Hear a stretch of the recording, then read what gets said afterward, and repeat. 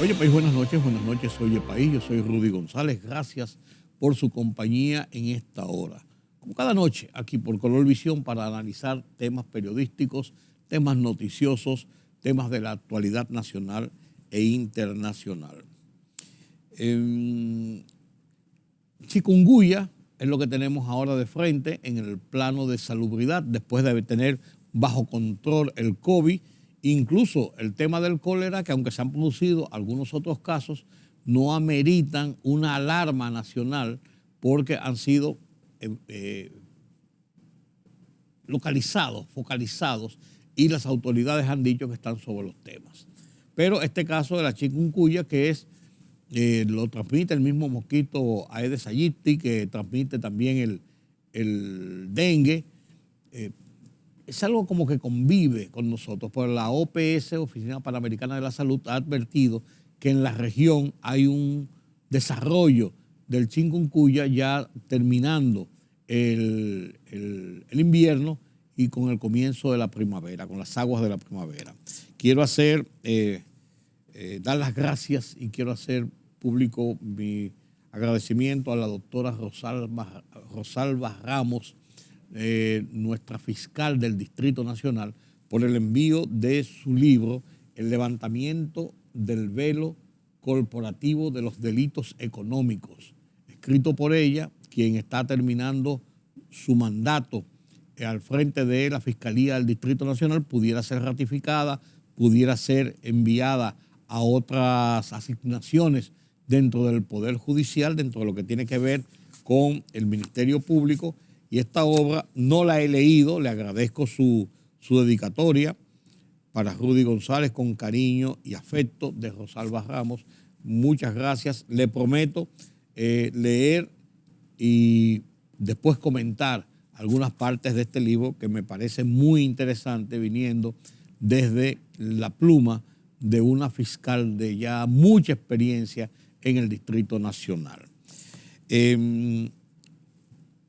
El tema del discurso ha sido la discusión nacional, cada uno ve sus partes, la oposición tiene sus lecturas, la gente del partido de gobierno tiene sus lecturas, los comunicadores, los medios tienen sus lecturas, la sociedad civil tiene sus lecturas, el empresariado tiene sus lecturas y así por el estilo, cada uno lo ve desde el prisma que entiende es importante para ellos entender, conocer o discutir sobre el discurso presidencial de este lunes del presidente Luis Abinader ante la reunión conjunta de las cámaras legislativas.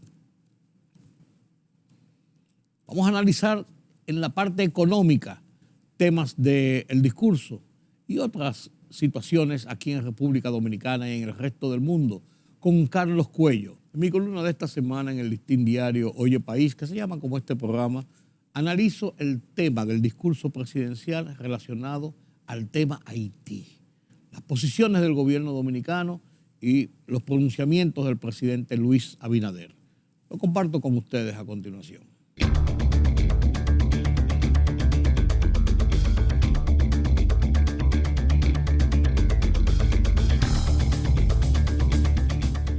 El tema haitiano nos une, como nación, como sociedad, no importando los colores políticos, y pese a posiciones de grupúsculos aupados por ONGs principalmente, que juegan a la demagogia y presiones con una situación tan delicada y escabrosa. Las posiciones fijadas por el presidente Luis Abinader en su discurso del 27 de febrero, ante la reunión conjunta de las cámaras legislativas y al país, fue el tema que concitó mayores aplausos, de pies incluso de partidarios y opositores políticos presentes, y de la generalidad de los opinantes desde los diferentes estamentos de la nación. Y no podía ser de otra manera. No me cabe dudas, y es justo el reconocimiento que reclamará el presidente Abinader como uno de los gobernantes que más vehementemente ha demandado acciones de los grandes para la solución a la crisis haitiana, como forma de aliviar las presiones de los serios problemas políticos, sociales, económicos, de salubridad de esa nación que se constituyen en una amenaza para los dominicanos.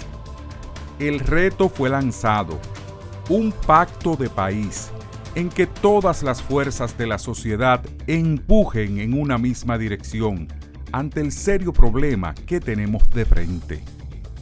Un problema al que el gobierno y personalmente el presidente Abinader ha abordado con acciones y decisiones que deben ser de todos. Aquí la demagogia no cabe, la politiquería tampoco. Los algunos malos dominicanos que apuestan a una suerte de haitianización del país, en consonancia con planes de ONGs de extranjeros, deben entonces quedar rezagados al mínimo y la generalidad de la nación seguir apostando a las soluciones solidarias que tradicionalmente hemos aplicado y a las que siempre hemos apostado.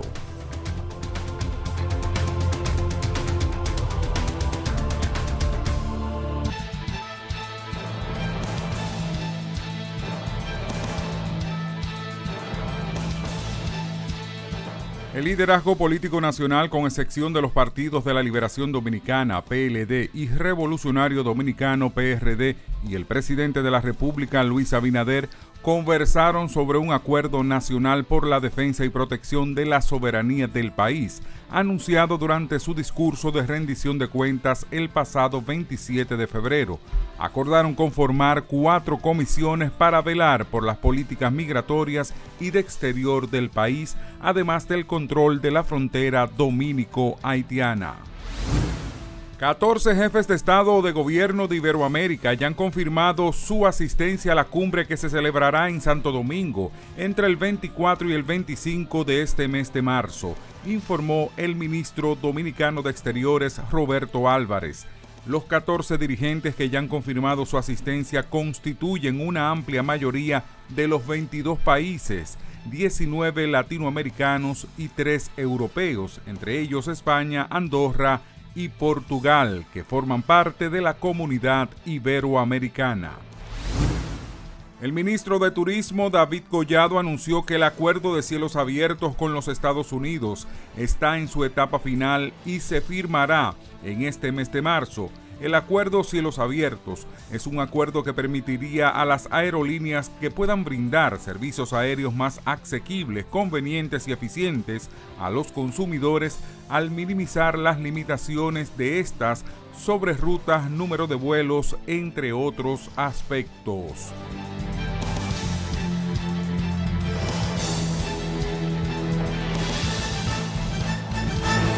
La libertad solo reside en los estados en los que el pueblo tiene el poder absoluto. Por el respeto a los valores democráticos y la dignidad del pueblo dominicano, El Rumbo de la Tarde, plural, objetivo, comprometido siempre con la verdad. Con Georgie Rodríguez, Rudy González y Ramón Colombo.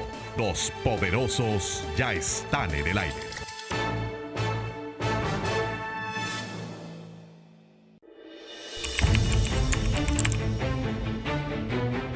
Periodismo de investigación, columnas, opinión, análisis, reportajes de fondo, hora por hora, una completa plataforma multimedia. Periodismo con valor. Noticias horaporhora.com.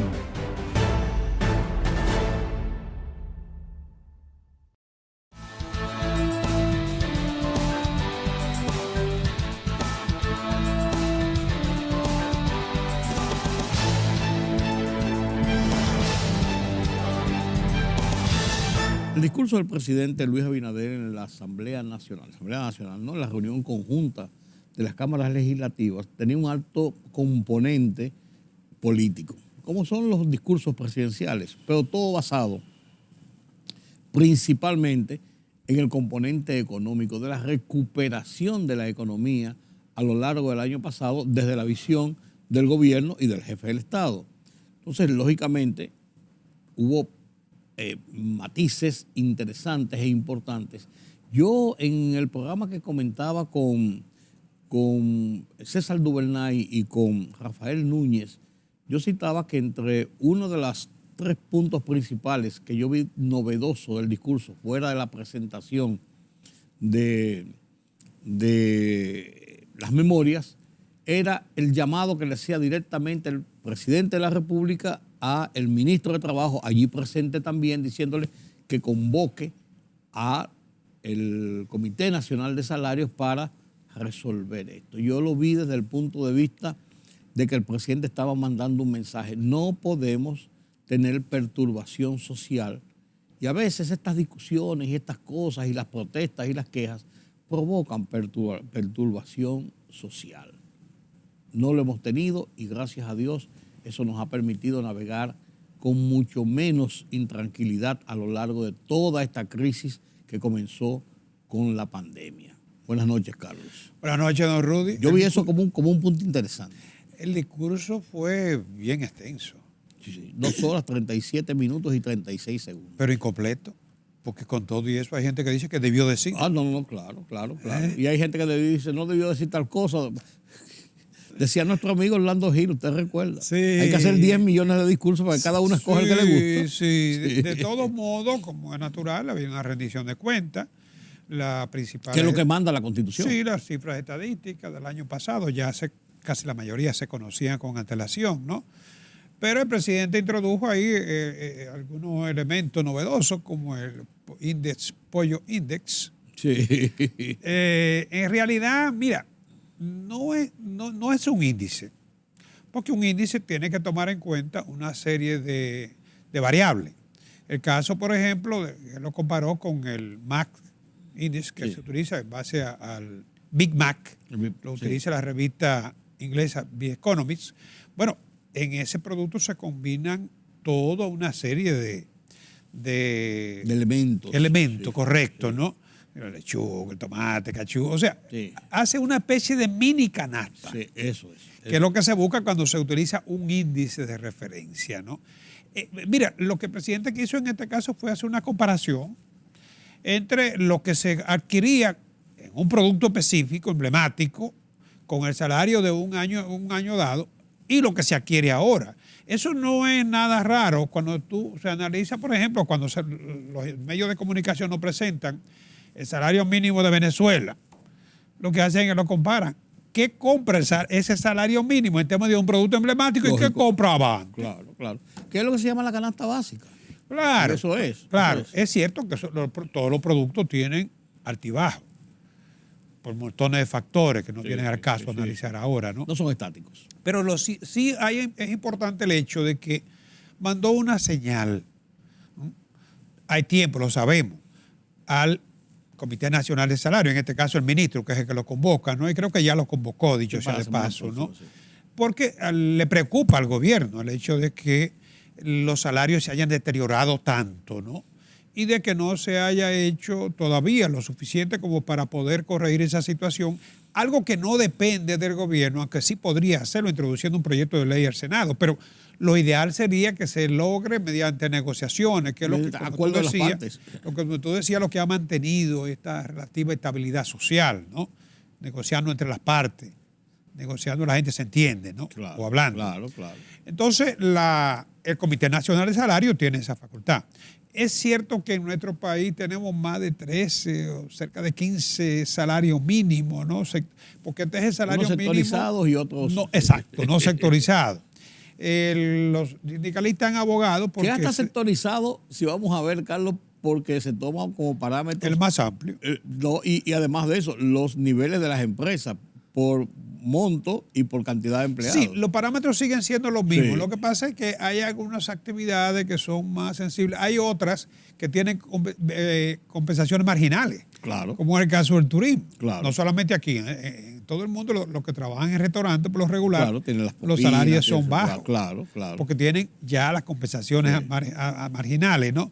Entonces, hay para la zona franca, hay para actividades específicas que se quieren incentivar. La agricultura, diferentes. Sí, porque los parámetros son diferentes, ¿no? Entonces, en el caso específico del salario mínimo no sectorizado, del sector privado, que es el que abarca, ¿no? Si tomamos en cuenta el indicador que el presidente utilizó, que fue compensar la inflación, eso debe ser lo mínimo, que no sería un aumento, sería una indexación. Sí. Pero eso tú has hablado de eso, claro, de que eso es necesario hacerlo año por año, al margen de aumentos de salario, lo que sea. Eso fue lo que planteó el presidente, que el aumento debía contemplar por lo menos la inflación acumulada.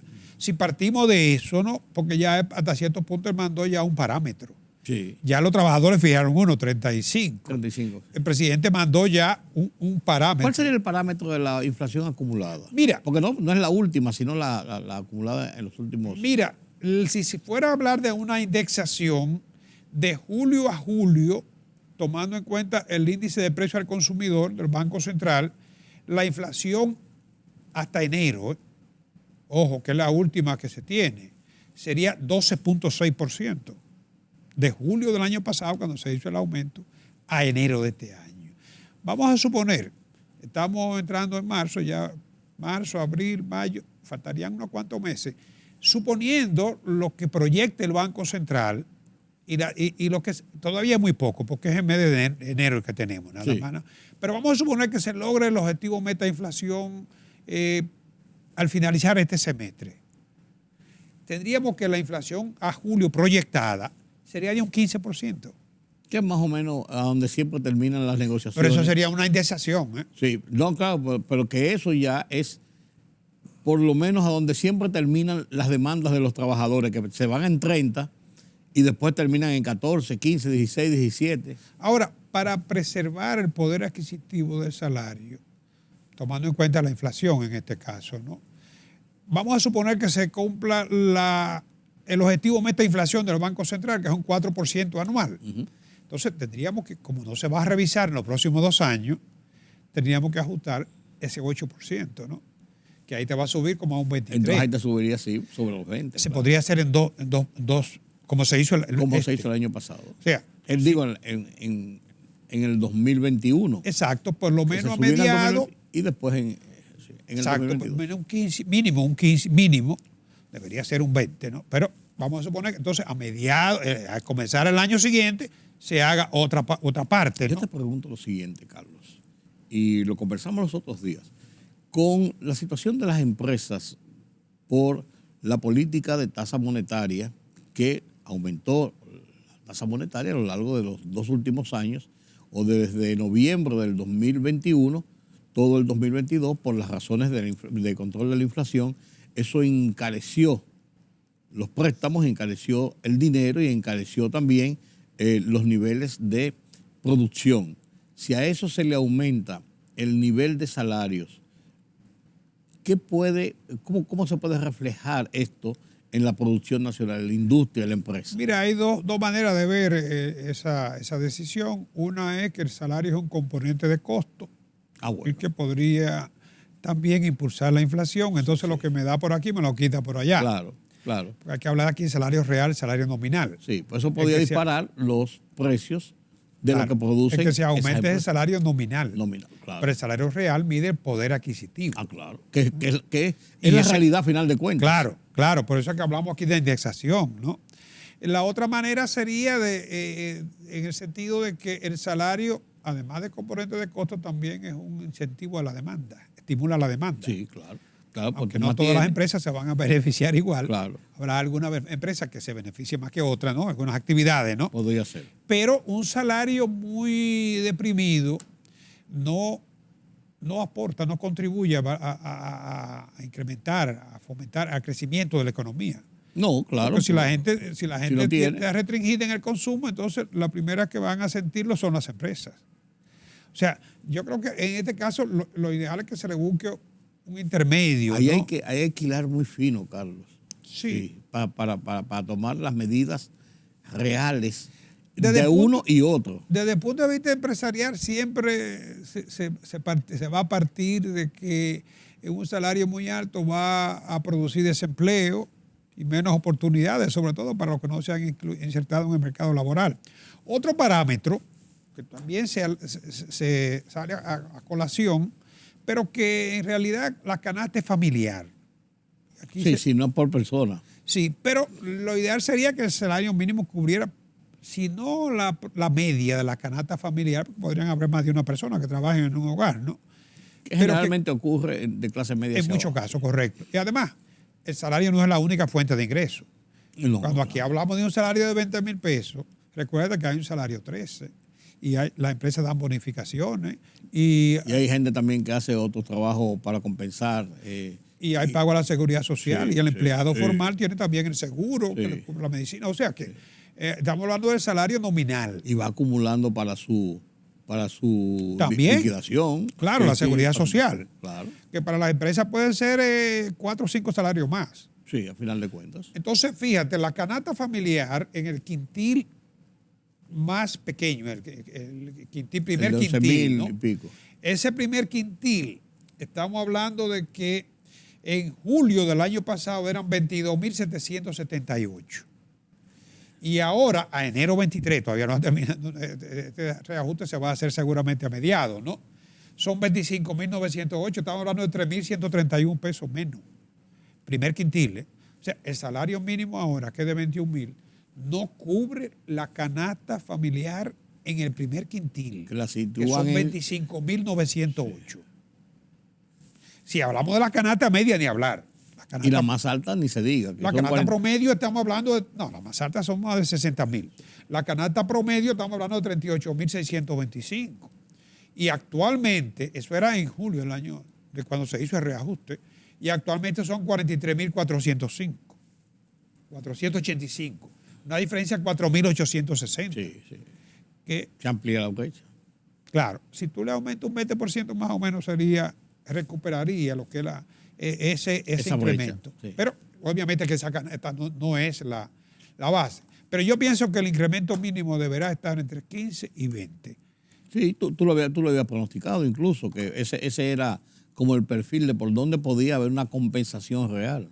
Si sumamos lo que es la inflación, lo que será la inflación proyectada a julio, más la inflación esperada a lo largo de los 2 años que se va a revisar, entonces debería ser un 23, un 25%. Que podría Pues ser si vemos la ruta que ha seguido las negociaciones para los aumentos salariales, siempre han llegado casi a la mitad o un 55, 60% en relación a lo que demandan en la primera oferta. Sí.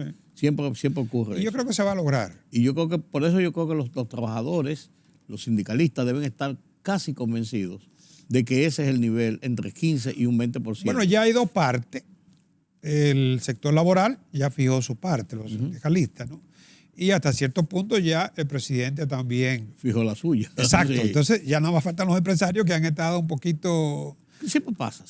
Bueno. Son más tímidos, para así Sí, decirlo, porque más tiene- lentos para reaccionar. Tiene que hacer consulta a nivel de las diferentes instituciones que conforman el ente que hace de intermediario, Sí, ¿no? que es el copardón. Copardón, pero también Copardón tiene que... Reúnen el consenso, claro, de todos. Copardón claro. representa ahí... Al Consejo, a la Asociación de Industrias, a varias dependencias. O sea, es más burocrático, Sí, ¿no? sí, en el caso del sector laboral, yo no sé si hay consultas más allá de lo que ¿O son... de quién? ¿Con quién? Son 4 sindicalistas y nadie, ni tú, ni yo, ni nadie le ha Pero dado... representan federaciones y confederaciones y sindicatos. Dios, hombre, Carlos, por Dios. En el momento en que más organizado estuvo el sindicalismo aquí, cuando Francisco Antonio Santos, que vino a una reunión de la OIT, se celebró en República Dominicana, una reunión para América Latina, el momento más fuerte del sindicalismo, se estableció en que tenía un 13,2% de la masa trabajadora organizada en República Dominicana. Ahora Debe ser un 3, un 2%. No, creo que mucho. Sí, y le estoy dando mucho. Pero mira, siguiendo con la tónica de los aspectos tocados, económicos tocados en el discurso, parece que la inversión pública se va Sí. a reactivar, ¿no? Sí. Bueno, no ha estado mal. No, la arrancó bien. No ha estado mal. No, y el año pasado no estuvo mal. No, pero lamentablemente ha sido la gran relegada, Claro, pero no estuvo mal lo del que todo. es el gasto público. Porque acuérdate que la inversión pública es una inversión que viene de fuera, donde también hay problemas y donde buscan dónde colocar No fue tan mal. Sí, pero en realidad ha sido el gran relegado. Y esto hay que reconocer que la situación misma de la economía, la pandemia y la recuperación obligaron al Estado a hacer énfasis en lo que es el gasto social, a mejorar su programa de compensación social. Claro, fue mucho dinero. Y sobre todo, el nivel de los subsidios. Los subsidios. Y comenzando por el del combustible, que no estaba planificado en ese presupuesto y que vino por la situación de la guerra. O sea, de no haberse tenido la necesidad de canalizar esos recursos, se pudieron haber canalizado a la inversión pública. Claro. Eso afectó mucho y todavía incluso hay commodities que mantienen niveles de precio elevados, aunque se han ido estabilizando. Pero el petróleo, por ejemplo, ahora ya está por debajo de los $80, pero todavía el gobierno sigue subsidiando. Claro. Y habló de 85 en adelante, pero la realidad es lo que tú comentabas la semana pasada o la antes pasada, que el tema del petróleo es la inestabilidad. No podemos decir, bueno, ya bajó a 75 y vamos a hacer fiesta, porque no, es que no sabemos. Hay muchos imponderables que lo pueden producir. Pero hay un dato muy importante que vi en un periódico que dice que en 38 días se ha ejecutado ya el 9.22% de la inversión pública contemplada para el año.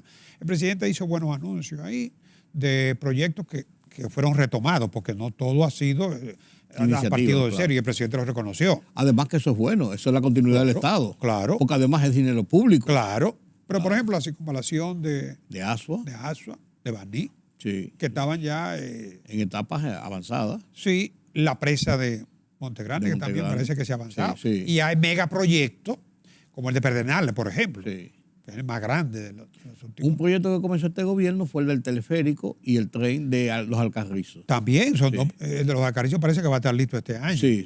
Y el Santiago, el monorriel. El monorriel. Eso lo comenzó este gobierno, pero habían otros que venían ya caminando. Claro. Y lógicamente...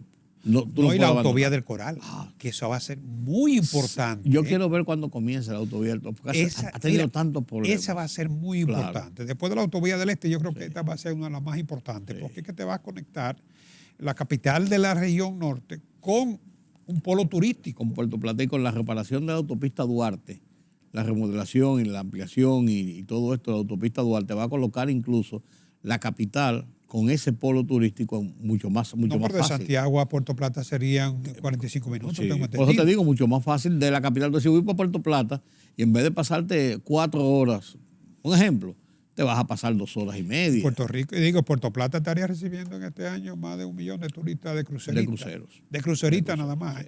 Y con 45 minutos de carretera, hasta cruceristas tú podrías traerlo a la capital del Cibao. Claro.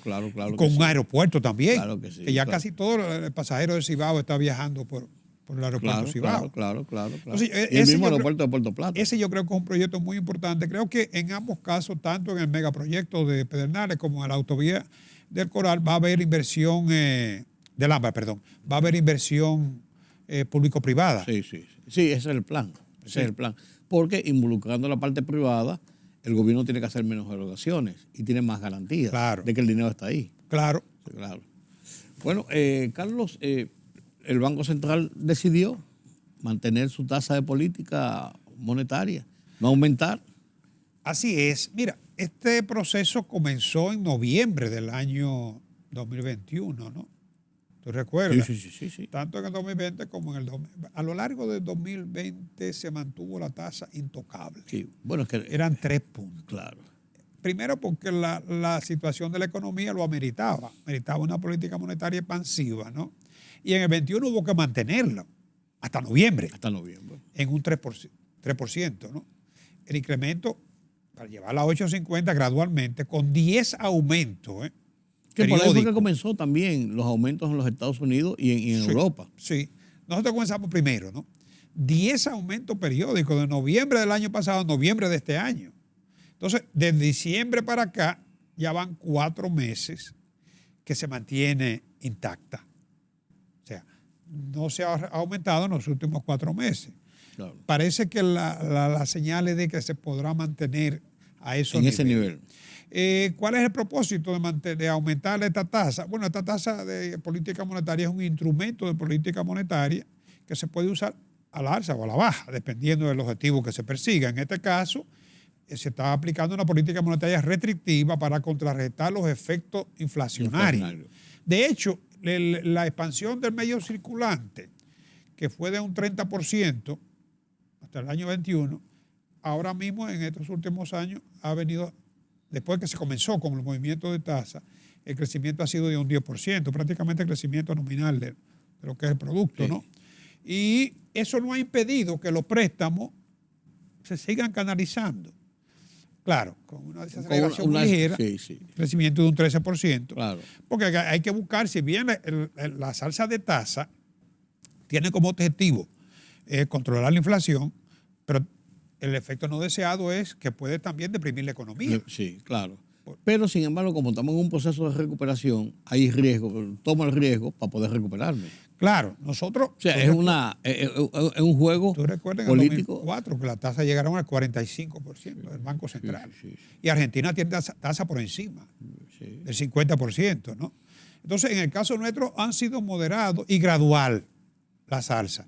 Y el hecho mismo de que el mercado laboral se encuentre en los niveles que está ahora mismo, niveles prepandemia, de que la actividad, la economía mantenga un ritmo de crecimiento cercano casi a un 5%, indica que las tasas, si bien es cierto que han logrado mínimamente su objetivo de control de inflación de 9.64 a 7.24, ¿no?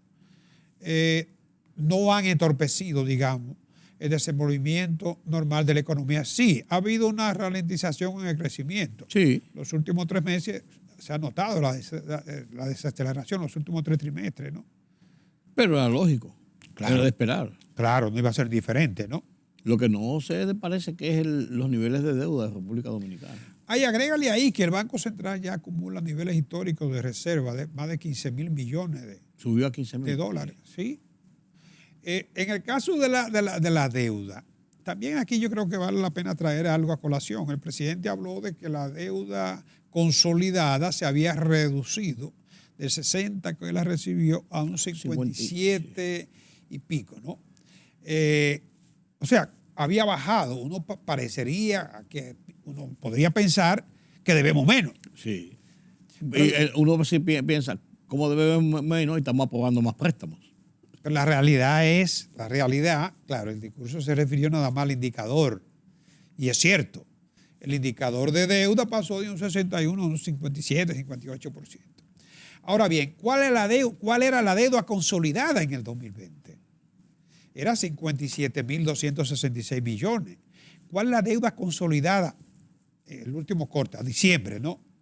68.882. Entonces la gente se preguntará cómo ha bajado el indicador y debemos más. Sí, ¿no? 11.000. O sea, estamos hablando de que la diferencia son unos 6.845. Ya se han tomado préstamos este año. Sí, claro. O sea, que sobrepasa ya de los 7.000 millones el incremento, ¿no? Es verdad que se ha cambiado el perfil. Es verdad que se han diferido algunos que otros plazos. Pero el costo financiero, en la medida en que aumenta la deuda, es el mismo. Él sube. Con tasa de colocación cada vez ligeramente al alza, por la situación misma imperante en los mercados de valores. Todo el mundo está subiendo sus tasas. Y lo que la gente siempre ve en la deuda es riesgo, ¿no?, de maniobra, la cada vez menor capacidad de maniobra que tú tienes, porque de los ingresos presupuestarios tú tienes que destinar mucho, una proporción cada vez mayor, ¿no? Yo no creo, ahora mismo la única solución para corregir esta situación, que hay que corregirla, sería una reforma fiscal. Y eso como que el gobierno gastar menos, eso como que yo no o lo veo. Aumentar los ingresos, ¿no? Como que yo no lo veo. Ambas cosas son muy difíciles porque estamos además en un año preelectoral con una reelección por delante, ¿no? Y eso sería para el gobierno. Y el nivel de gastos menos del gobierno está muy complejo por el hecho de que salarios y la burocracia hay compromiso, es difícil. Muy en firme. ¿Y qué tú haces? Reducir más la inversión pública. Ya no resiste más la reducción. No. Es un 13%. Claro. En el presupuesto fue un 13%. Entonces no resiste más. Entonces es complejo. Ahí es compleja la cosa. Fíjate que el presidente llegó a soltar se anunció, tú lo recuerdas, del año pasado, cuando la economía comenzó a despegar. Sin embargo, visto el escenario de la región, De la realidad. el costo social Sí, que podía tener, claro, ¿no? claro. Fue retirado. Bueno, pero tú hablabas ahorita de la inversión pública y parece que puede ser mayor. Sí, en la medida en que la economía se estabilice y que puede ser que el gobierno logre incrementar las recaudaciones, porque el año pasado las recaudaciones respondieron, ¿no? En esa medida yo pienso que el gobierno le va a dar prioridad porque estamos en un tercer año de gobierno. Sí. Y nada dinamiza más la economía que la inversión pública. Ahora mismo Y en ahora la zona... con el tema de la inversión público-privada, eso también puede significar un aumento mayor. Claro, ahora mismo en la zona de Pedernales, con la construcción de la vía de acceso, el aeropuerto... La infraestructura. Debe haber, me imagino que falta de mano de obra. O estará yendo gente sí. de la zona, de Barahona y de toda esa parte por ahí a trabajar allá, pero también va gente de las diferentes partes del país que tiene conocimientos especializados. O sea que esa parte se va a dinamizar. Sí. Igual Dinamizar está una pasando- zona completa significa dinamizar una zona completa. Claro. No solamente en empleos. Claro, Sí. claro. Así es que la verdad es que el año no tiene por qué ser un año malo, como te digo, porque es el tercer año de gobierno, ya con una preelectoral, como todos sabemos, ¿no? Y con una reelección montada, ¿no? Ya, Sí. Hay una repostulación en camino, eso no cabe duda. por lo menos una repostulación, por Sí, lo sí, menos, ¿no? Una repostulación en El camino. pueblo dirá si revalida. Sí. O le da un voto negativo. Exacto, Sí, esa es la decisión del pueblo. exacto. En el camino que lleva sus posibilidades son bastante buenas. En el camino que lleva. Entonces, un voto negativo podría ser un voto de rechazo a la actual administración. A los claros. O un candidato inapropiado, que también sería un voto negativo. Sí. Positivo o negativo. Claro, o un candidato, apostar a un candidato mejor. Es que es complejo. Hay muchas variables. Bueno, para cada partido su candidato es el mejor. No, claro que sí, claro que sí. Y para sus partidarios. Claro. Vamos a ver. Gracias, Carlos. Gracias por este recuento de la actividad económica en esta última semana. Ya estamos Comenzando el mes de marzo, el tercer del mes del año. Sí, señor. Nos llevan, como dice el refranero, como caña para el ingenio. Así es. Así es. Permítame la pausa.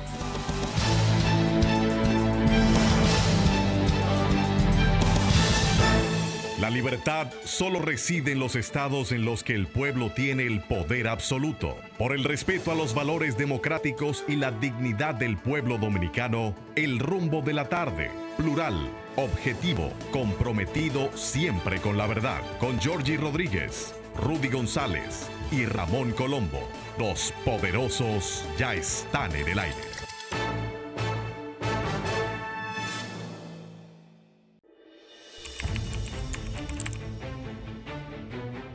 Periodismo de investigación, columnas, opinión, análisis, reportajes de fondo, hora por hora, una completa plataforma multimedia. Periodismo con valor. Noticias horaporhora.com.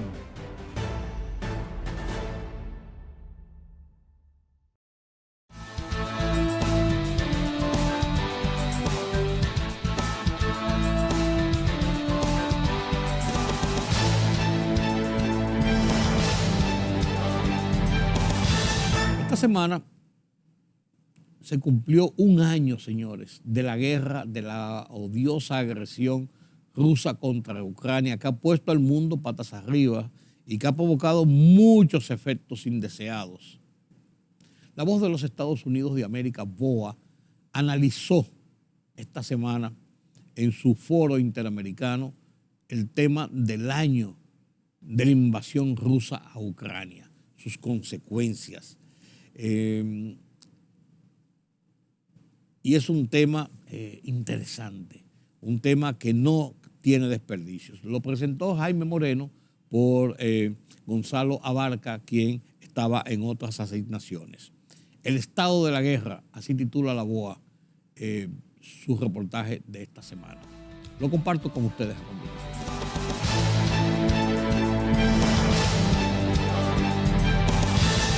La guerra en Ucrania cumple un año y no se ve un camino claro para su fin. Biden viajó sorpresivamente a Kiev y Varsovia, en donde renovó su apoyo a Ucrania y acusó a Putin de cometer atrocidades. Urgió al mundo a condenar sus acciones. La respuesta de Vladimir Putin vino desde la Asamblea Federal Rusa. Responsabilizó a Occidente y a Ucrania por la guerra y no dio señales de querer cambiar el curso de su invasión a Ucrania. Putin anunció también que suspenderá la participación de Rusia en el Tratado de Control de Armas Nucleares con Estados Unidos. Mientras Biden le hablaba a sus aliados europeos en Varsovia, el diplomático de más alto nivel de China, Wang Yi, visitaba en Moscú a Vladimir Putin, quien confirmó una cumbre en Rusia con el líder de China, Xi Jinping. Para conocer más detalles de lo que está ocurriendo con la guerra, saludamos a nuestra compañera Celia Mendoza, quien tiene, digamos, lo último en lo que tiene que ver con el aniversario de la guerra entre Ucrania y Rusia. Adelante, Celia. Gracias, Jaime. Así es, durante estos 365 días ha cambiado el panorama y justo durante esta jornada se pudo ver en el centro de la capital de Ucrania al presidente de ese país, dándole ánimo a las tropas, pero también recordándole al mundo que siguen en ese lugar a pesar de lo que ha venido sucediendo. Se espera que haya una reunión con los líderes del G7. Esto será fundamental para coordinar durante esta nueva etapa la ayuda militar. Y precisamente durante la visita del presidente Joe Biden a Ucrania, este fue uno de los temas que tocaron y esto fue lo que dijo el presidente Zelensky. Hoy recibimos al presidente Biden. Esa es una señal muy importante para nosotros y estamos orgullosos de ellos. Muchas gracias por venir, señor presidente, en un gran momento de apoyo a Ucrania. Este mensaje ha sido escuchado por Vladimir Putin después del discurso que entregó dentro de su parlamento y donde nuevamente reiteró que él seguirá trabajando en el desarrollo de sus ataques a Ucrania, pero también de lo que él asegura es la defensa de su integridad, a pesar de que la comunidad internacional lo considera de otra forma. Escuchemos lo que dijo. Continuaremos equipando a las tropas con muchos equipos avanzados, como nuevos sistemas de ataque, equipo de reconocimiento y comunicaciones, drones y sistemas de artillería. Ahora nuestra industria está aumentando rápidamente la producción de toda la línea de armas convencionales y dominando la producción regular de los modelos más nuevos para el ejército, la marina y las fuerzas aeroespaciales. Celia, en el flanco oriental de la OTAN, ¿qué dijeron de la visita del presidente Biden? Es fundamental para la alianza. Recordemos que esto es uno de los mensajes que ha entregado el presidente de los Estados Unidos. Si Rusia dejara de invadir Ucrania, terminaría la guerra. Si Ucrania dejara de defenderse de Rusia, sería el fin de Ucrania. Por eso, juntos, nos aseguraremos de que Ucrania pueda defenderse. Y precisamente el día de hoy los Estados Unidos anunciaron 200 sanciones, esto para individuos y empresas que han seguido colaborando con Rusia y podrían llegar más por parte de la Unión Europea. Jaime. Se cumple hoy un año de la guerra de Ucrania y nuestros invitados de hoy en foro en el estudio, Roger Pardo, ex subsecretario adjunto de Defensa para el hemisferio occidental del Departamento de Defensa y veterano de guerra de las Fuerzas Especiales de Estados Unidos en Afganistán. Bienvenido. En España saludo a Carmen Colomina, investigadora senior especializada en temas de la Unión Europea del Centro de Estudios Interamericanos de Barcelona, y en el área de Washington a Guillermo Pacheco, analista internacional en defensa y seguridad. A todos, muchas gracias por acompañarnos en foro. Roger, después de la ofensiva diplomática del presidente Joe Biden para apoyar, digamos, a Ucrania, Zelensky, ¿qué viene ahora en la guerra? ¿Qué viene ahora para Ucrania? Claro, lo que siguió inmediatamente fue la ofensiva diplomática china, que creo que está estancada, pero es interesante. Lo que viene es ahora la batalla más grande en Europa desde la Segunda Guerra Mundial. O sea, eso ya creo que ya está en camino. Vamos a ver la intensificación del combate ruso. Y para ponerlo en perspectiva, lo último que se está diciendo dentro de nuestra comunidad de inteligencia, de analistas, es que probablemente a Rusia se le van a acabar las municiones dentro de 3 o 4 meses. Bueno, esa es, digamos, información que se está hablando de que Rusia está requiriendo, digamos, mayores capacidades militares, pero también se dice lo mismo de Ucrania, que de hecho se lo está pidiendo la comunidad internacional. Carmen, en la conferencia de seguridad de Múnich, Europa reafirmó su apoyo a Ucrania, pero descartando nuevos sistemas de defensa militar. ¿Esta limitación es un síntoma de fatiga o de prudencia? Yo creo que es un síntoma de lo difícil que es crear consensos dentro de la Unión Europea. La Unión Europea ha dado un salto de gigante este último año en la construcción de una defensa, incluso en el propio concepto de seguridad, pero es verdad que se han dado cuenta que los arsenales que tenían disponibles son muy inferiores a las necesidades de Ucrania, y de hecho la Comisión Europea, Bruselas, anunció que se pondría en marcha un mecanismo para coordinar mucho mejor la producción de municiones para poder seguir a este ritmo. Guillermo, veamos cómo ha cambiado la situación de la guerra en un año. Miremos este mapa. En azul oscuro vemos los territorios recuperados por Ucrania en el noreste y en el sur del país. En rojo vemos las áreas dominadas por Rusia en el este, y en amarillo y negro las zonas que se mantienen en disputa. Guillermo, ¿se estancó la guerra en este momento? ¿Qué es lo que puede pasar? ¿Qué es lo que se espera que pase en el frente de batalla? Jaime, mira, es evidente lo que está pasando ahora. Creo que el invierno parte también el tema de lo antes y después y lo que se preparan ahora, justo un año que empezó el conflicto. Entonces no es raro que en este momento Ucrania pida más armamento y Putin anuncie también que él va a poner más tecnología y más armamento. Entonces este break del año con el invierno, más el anuncio de China, creo que marca un antes y un después del conflicto en relación a ese mapa. ¿Es real lo que dicen, digamos, en diferentes sectores, de que esta guerra que Putin la planteó como una guerra corta ya se va para una guerra, digamos, demasiado larga? Le hago la pregunta a los tres. Comienzo contigo, Roger. Sí, le ha salido mal en todo momento el cálculo a Putin. Y es una guerra que es de Putin, la concibió él, es en aras de sus propios propósitos, y todo le ha salido mal y le sigue saliendo mal. Y lo peor es que no lo puede cambiar. Te voy a dar un ejemplo nada más. La iniciativa dentro de los batallones de la brigada rusa, los soldados, no tiene un cuerpo de suboficiales que están potenciados para tomar decisiones en el terreno. Entonces, lo tienen que hacer los generales, que son un blanco muy fácil, son un blanco militar legítimo, y Ucrania los ha venido eliminando. Cada vez que eliminas un general ruso, se desploma todo ese mando en el terreno. Eso no lo va a poder arreglar. Y por eso digo, lo que va a pasar es, en los próximos 3 meses, vamos a ver que Rusia se desgasta, se le acaba la iniciativa, y ya en junio los ucranianos van a volver a tomar la iniciativa.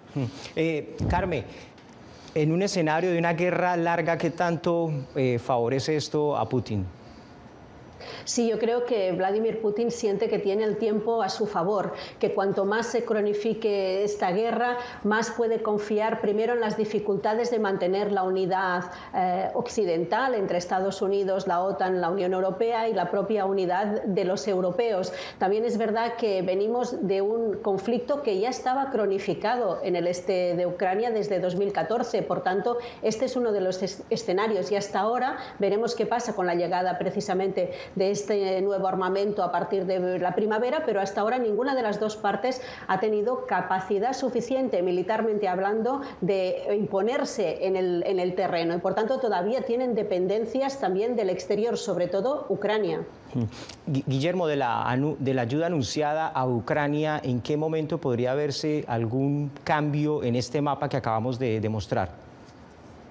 Jaime, yo pienso que aún la ayuda es muy limitada. Pienso que aún más el llamado de Zelensky es porque la ayuda es limitada. En el anuncio previo de lo que estamos hablando se decía 2 tanques por parte de Polonia. me parece que es muy escaso, entendiendo y resumiendo brevemente un asunto de no poca complejidad, es que estamos viendo un conflicto que presenta una desconcertante combinación entre elementos novedosos, el uso de drones, de vehículos aéreos de diferente manera, y otros que no lo son en absoluto, regresando a tanques, a trincheras, o sea, algo que no se veía hace 100 años, y en ese sentido, Putin podría tener una mayor ventaja, entendiendo, aunque no nos guste aceptar, él tiene todavía un 80%, de aceptación al interno de su país. Entonces, como decía Carmen, al final lo largo le conviene en cierta parte a él. A un año de la guerra en Ucrania, ¿Latinoamérica mantiene un perfil más prudente o menos decidido en el apoyo a Ucrania si se compara con Europa y Estados Unidos? Conversamos con el embajador Ruslan Spirin, representante del Ministerio de Relaciones Exteriores de Ucrania para América Latina. Y hablemos precisamente de América Latina y de los apoyos de la región. Venezuela, Nicaragua y Cuba apoyan abiertamente a Rusia, pero hay países como Brasil, Colombia, Argentina y México que en diferentes ocasiones han llamado por una salida negociada y han planteado un cese al fuego. ¿Ustedes cómo ven esta postura de estos países de la región? Pues primero que sí existen algunos países que tienen sus compromisos previos con Rusia, que simplemente no tienen derecho de negar lo que pide Rusia, porque presta dinero millonario o simplemente manda armas o algo así, o tienen compromisos previos, o simplemente no tienen la información completa para tomar decisiones efectivas. Pero otros países que sí están buscando la paz, esos países que están buscando la paz, pues estamos totalmente de acuerdo. También estamos buscando la paz, que usan su influencia a Rusia para que retire sus tropas del territorio de Ucrania y ahí establezca la paz. ¿Ustedes qué información tienen sobre la posibilidad de que China esté contemplando enviarle armas a Putin? No tiene información exacta, pero tenemos la lógica y pues podemos pues adivinar, digamos así, porque como yo considero la diplomacia china es muy sabia. Las personas que están tratando de hacer algo ahí piensan 1000 veces antes de hacer cualquier movimiento. Lo que está haciendo China es que está llegando al juego internacional político como uno de los jugadores más importantes. Simplemente ahora ya entendió que no puede ser aislado, pues pasar como observador de la situación, porque de un lado hay un enemigo que está amenazando todo el mundo, violando el sistema de seguridad, sistema radiológico, sistema de seguridad nuclear, sistema de seguridad energética, alimentaria, está violando tantos principios básicos de la ONU que simplemente no puede quedarse al lado un país que se cree y es un jugador importantísimo en el mundo. Por eso toma ese papel de mostrar que sí está interesado y está intentando de influir a los procesos internacionales. Lo que se refiere a los aliados, digamos así llamados, mira, no lo diría de esa manera, porque no lo veo de esa manera. Lo que está haciendo, por ejemplo, China, haciendo comercio con Rusia, en el momento cuando todos hacen restricciones de ese comercio con Rusia, con las sanciones y todo. Eso no quiere decir que está aumentando simplemente el comercio de Rusia y China. China está comprando toda la materia prima por los precios dumping, los más bajos posibles, y solamente de petróleo, de gas, son en esa industria de petróleo. Rusia ha perdido 45%. Y otra en otras industrias de 28%. Eso es lo que está sucediendo. Y cuando uno de los diplomáticos más importantes de China viene a Rusia para negociar, él no entra como un socio, sino entra como un dueño que va a luego decir a Putin qué puede hacer y qué no va a poder hacer. Y cómo... Retomando lo que conversábamos con el embajador Ruslan Spirin, quiero preguntarle a Carmen, con el anuncio que hace China de un plan que ellos consideran un plan de paz de 12 puntos, ¿qué rol está tratando de jugar China en esta guerra entre Rusia y Ucrania? Sí, me parece muy interesante esta iniciativa. China hasta ahora ha tenido un apoyo retórico claro a Rusia, pero también una cierta prudencia estratégica, porque ha sido prácticamente imposible demostrar que haya habido apoyo militar chino. Sin embargo, ahora con esta voluntad, digamos, de liderar un cierto proceso de paz, o al menos una apertura de diálogo, demuestra que entramos en una nueva fase en la que quiere tener también un papel relevante, su propio papel. También es interesante que en esta propuesta hable de integridad territorial, aunque también, como no menciona qué entiende China por integridad territorial, estamos ante lecturas muy distintas, la que se va a hacer en Kiev a la que puede hacer Moscú, naturalmente, y además teniendo en cuenta qué entiende también China por integridad territorial, porque desde el principio de esta guerra estamos hablando de si hay o no paralelismos con la situación en Taiwán. Y en el documento no se menciona el tema, no catalogan como una invasión, digamos, lo que ha hecho Rusia en Ucrania. Guillermo, internamente, ¿qué tipo de consideraciones estaría sopesando China sobre la guerra de Ucrania? Mira, Jaime, yo pienso que lo que está haciendo China ya es posicionándose, y lo hace en una muy buena fecha, justo al año cuando Wang Yi hace la visita no solo a Occidente, participando en la conferencia de seguridad hace una semana, sino visitando a Putin. Entonces me parece que China vamos a empezarlo a ver jugando ajedrez, seguir jugando ajedrez, y me parece que va a cambiar la lógica en cuanto a las negociaciones, y es lo que quiere jugar y entender que el sistema multipolar, sigue y revela también lo que lo multilateral, las organizaciones multilaterales no lo pueden hacer, y China va a empezar a jugar ese papel para negociar y sentar a los actores, entendiendo, como muy bien dijo Carmen, o sea, no se sabe qué habla de integridad territorial, ni menciona invasor, ni que alguien está siendo atacado. Entonces es interesante este posicionamiento chino. Sí, ibas a decir algo. Ay, mira, nadie debe poner ninguna confianza ni fe en nada de lo que dice China. Hace un año era la amistad sin límites con Rusia y Putin. Lo más peligroso que enfrentábamos era una alianza entre Rusia, China e Irán, todos actuando al mismo tiempo para cambiar el orden mundial. Si Putin hubiera ganado, y que conste, todavía puede ganar, todavía tiene la oportunidad, China se vería totalmente diferente. Acordémonos de la estrategia de Mao. Pelear, hablar, pelear, hablar, pelear, hablar. Si estás perdiendo, y ahora Rusia está perdiendo, China dice que hay que negociar. Cuando Rusia estaba ganando, no era así. Nadie debe creer absolutamente nada de lo que dice China. Lo que quiere China, el deseo de China es ver debilitada a Rusia, a Europa, a Estados Unidos y a Ucrania. Eso es lo que quiere China. Carmen, llama la atención que en este documento China hace otra vez un especial énfasis en el tema de las armas nucleares, justamente cuando Putin da por terminado este acuerdo de no proliferación de armas nucleares que tenía con Estados Unidos, que era, por decir, el único mecanismo que había vigente. Bueno, sinceramente hace tiempo que estamos en una regresión en el tema del control armamentístico. Ya hace varios meses que se ha constatado que todas las potencias nucleares en general están actualizando sus arsenales, y por tanto el anuncio que ha hecho Vladimir Putin esta semana de congelar este acuerdo para el control de armas nucleares es una escalada retórica más en una arma retórica que es la amenaza nuclear que ha ido utilizando desde el principio de esta guerra. Lo que sí que refleja tanto la posición de China como toda esta escalada militar, como este rearme generalizado que estamos viviendo, es que claramente se está dibujando un mundo mucho más confrontacional, y este es el gran problema para Europa también. Para Europa esta guerra es el fracaso de una política exterior que había interiorizado, en el que las relaciones comerciales eran suficientes para garantizar paz y estabilidad, y esa idea ha caído después de la invasión rusa de Ucrania, y por tanto la misma Europa está también reposicionándose ante una nueva realidad que no era en absoluto, que no es en absoluto como ella veía su propio papel en el mundo.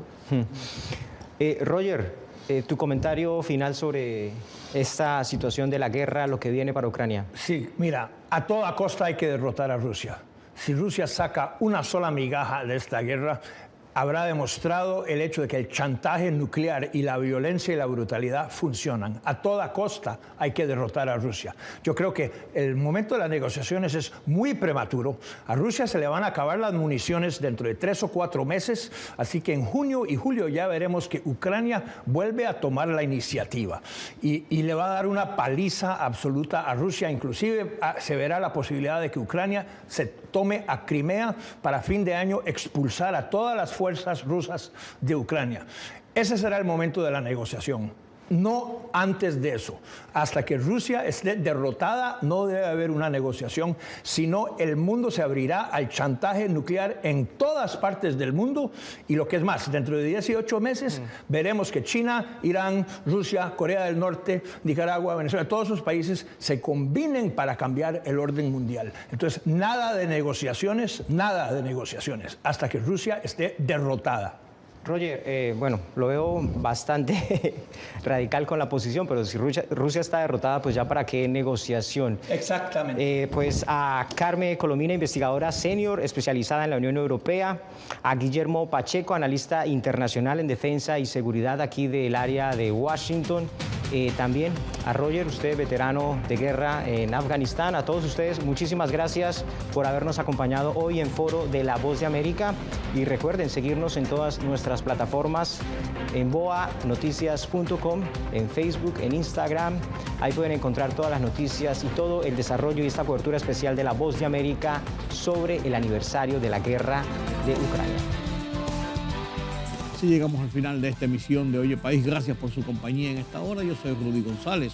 Los convoco para mañana nueva vez para analizar otros temas de interés nacional e internacional. Pasen un feliz resto de esta noche. Nos vemos mañana.